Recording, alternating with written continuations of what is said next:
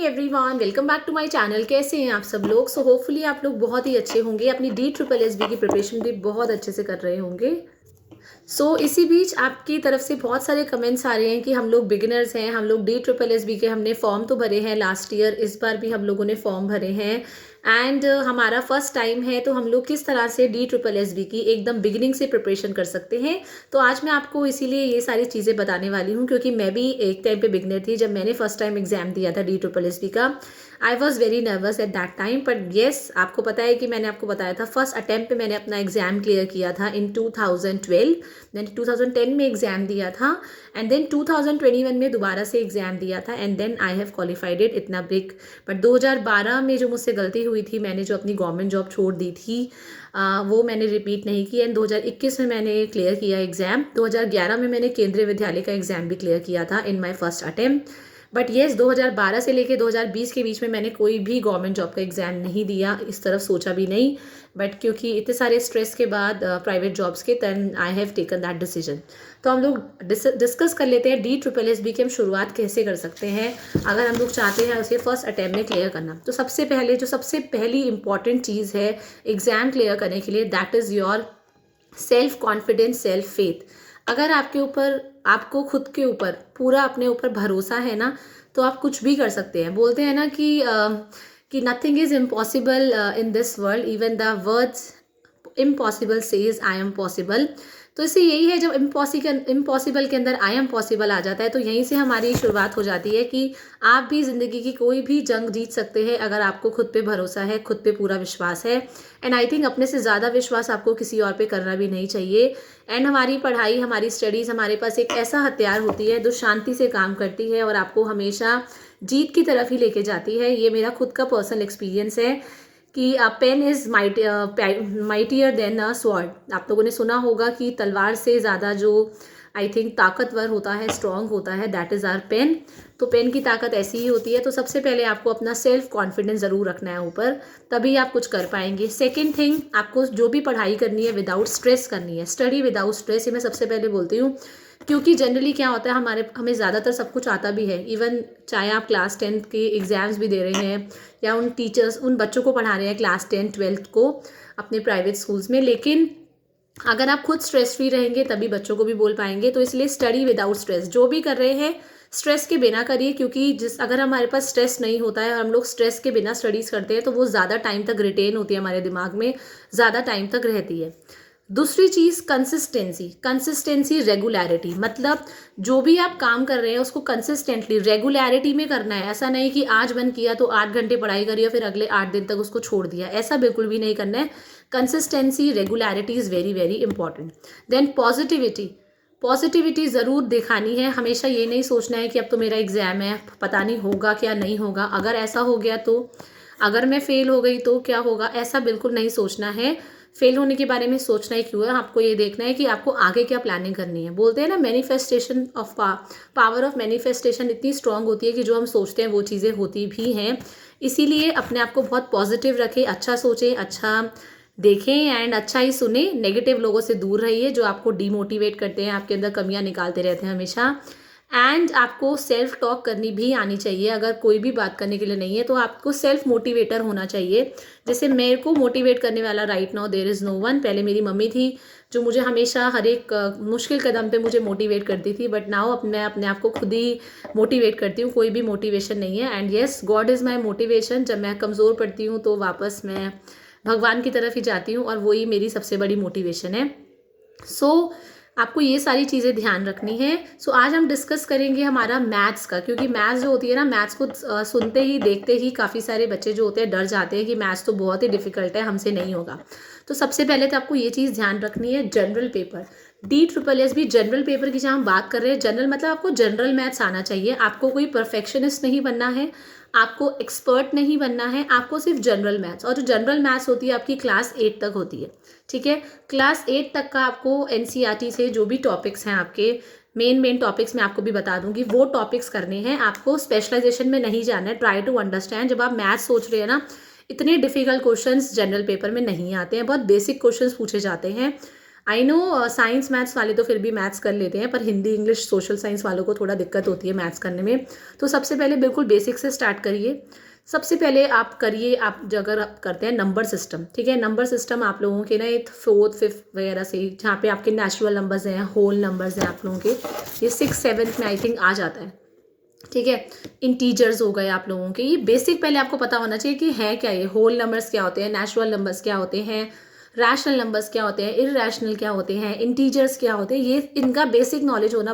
And बहुत आसान है, इतना मुश्किल नहीं है, इनके नाम से ऐसा मुश्किल लग रहे हैं। एनसीईआरटी की बुक रही है, अगर किसी प्राइवेट स्कूल में भी जॉब कर रहे हैं आप लाइब्रेरी से इशू करा सकते हैं, और एक एक क्लास की बुक करिए और एक एक 4-4 5-5 दिन में उनको ख़त्म करिए।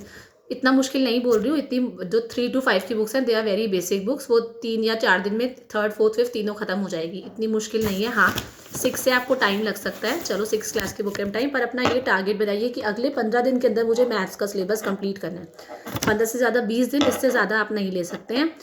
तो उसके बाद आप स्टार्ट करेंगे सिंप्लीफिकेशन। जो सिंप्लीफिकेशन होती है आपकी 6-7 से आने लग जाती है, इसको सिंप्लीफाई करके आंसर निकालना होता है। सिंप्लीफाई मतलब उसको ईजी करना है, कॉम्प्लेक्स फॉर्म में इतने बड़े बड़े ब्रैकेट्स दे रखे होते हैं, उसको सिंपल से सिंपल ब्रैकेट सॉल्व करते करते आपको आंसर निकालना है।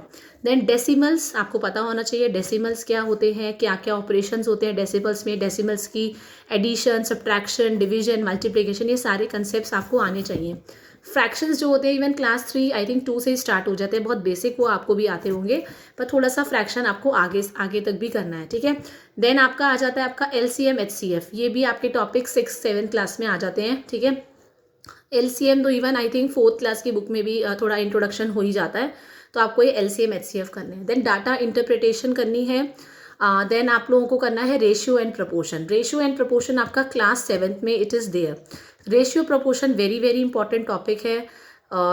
इस तरह से क्वेश्चंस डेफिनेटली पूछे जाते हैं कि शुगर का रेशियो और सॉल्ट का रेशियो इतना इतना है, बताइए उसमें अब इसमें इतने परसेंट में कितना होगा, ये आता है। परसेंटेज से रिलेटेड आते हैं, मतलब परसेंटेज और रेशियो प्रपोर्शन ना मिक्स करके क्वेश्चन दिए हुए होते हैं। पहले रेशियो प्रपोर्शन के कंसेप्ट को, सिंगल कंसेप्ट को क्लियर करिए, देन परसेंटेज आ जाती है आप लोगों की। परसेंटेज अगेन ये आपका 7th में भी है और 6th में भी टॉपिक है, ठीक है। देन आपका आ गया है एवरेज। एवरेज कैसे निकालते हैं, एवरेज में आपका अगर ये मीन वगैरह, एवरेज मीन वगैरह, ये सब बेसिक चीज़ें आपको पता होना चाहिए, ठीक है। देन मीन, मीडियन, मोड, ये भी बहुत आसान टॉपिक्स हैं, तो ये एक बार आपको थोड़ा सा देखना पड़ेगा, आप नोट करते जाइए। देन प्रॉफिट एंड लॉस, ये कंसेप्ट आपको पता होना चाहिए, ये भी आपको 6 to 8 में ही देखने को मिलेगा। Then discount, simple interest, compound interest, mensuration, जहाँ पे ये सारी शेप्स आ जाती हैं आपकी, ठीक है।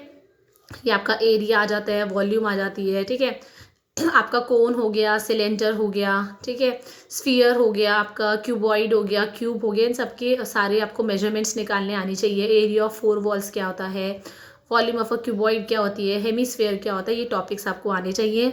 टाइम एंड वर्क तो फेवरेट टॉपिक है। टाइम एंड वर्क, ये 4 आदमी और 6 औरतें इतने दिन में इतना काम कर रही है, तो बताओ 8 आदमी और 2 औरत कितने में करेंगी, ठीक है। ऐसे इस तरह के क्वेश्चन पूछे जाते हैं टाइम और वर्क से related. Then time, distance and speed, speed is equals to distance upon time, इनसे रिलेटेड क्वेश्चंस आते हैं। अगर आपने ये बेसिक टॉपिक्स भी कर लिए ना, तो आराम से आप 14-15 नंबर 20 में से आराम से ले लेंगे। बट ये टॉपिक करने ऐसे हैं, याद नहीं करने हैं, आपको कंसेप्ट को समझना है, पहले सॉल्यूशंस देखना है। पहले ना आप यूट्यूब चैनल अगर तो देखो आपको आता है, तो आप डायरेक्टली ना NCERTs ओपन करिए, NCERT से पहले बेसिक कंसेप्ट्स करिए, ठीक है। वो बहुत ज़रूरी है, क्योंकि आपको पता है जब आप स्कूल में जाते हैं, गवर्नमेंट स्कूल्स में जाते हैं, तो हमेशा वहाँ पे NCERTs लगी होती हैं, ठीक है, they are government approve books.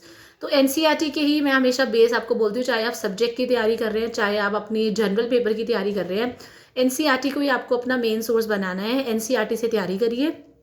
And NCERT के बाद अगर आपको लगता है कि हाँ मेरे कंसेप्ट क्लियर है, तब आप यूट्यूब से प्रैक्टिस कर सकते हैं।